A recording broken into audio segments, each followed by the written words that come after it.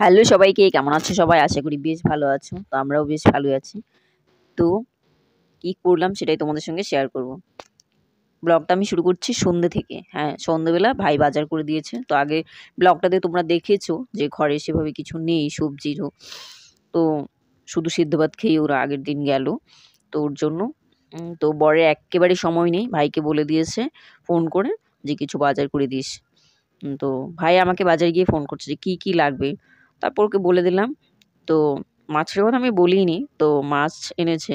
কারণ পরের দিন আবার কাজের ছেলেরা খেয়ে কাজে যাবে। তো ওর জন্য ওই যে সকাল সকাল রান্না করছি মাছ। মাছের ঝোল আর হচ্ছে আমি মাছ ডাল করেছি। মাছ দিয়েই করেছি মাছের ডাল। আর হচ্ছে ওই যে রাত্রের ভাজা ছিল।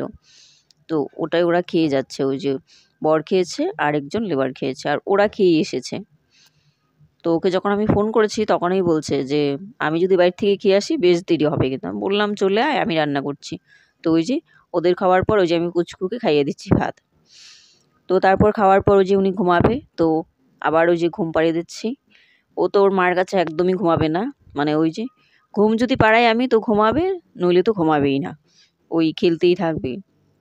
তো ওই যে আমারও সকাল সকাল আজকে খাওয়া দাওয়া শেষ, কাজ শেষ, মেয়েরও স্কুল নেই, টিউশনও নেই সকালে, তো অনেক ঝামেলা নেই আজকে। তো আর কাজটা খুব তাড়াতাড়ি হয়ে গেছে। ওদের খাবার দাবার শেষ, মানে কাজের একটু চাপ আছে, লাইটিং এর কাজ।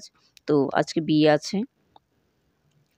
তারপর ওই যে মেয়ে খাবে, মেয়েকে আমি আগেই খাইয়ে দিয়েছিলাম ভাত। তারপর ওই যে দিদা বাড়িতে মাংস রান্না করেছে, ও এনেছে, এনে বলছে মা আমাকে একটু ভাত দাও, আমি খাবো।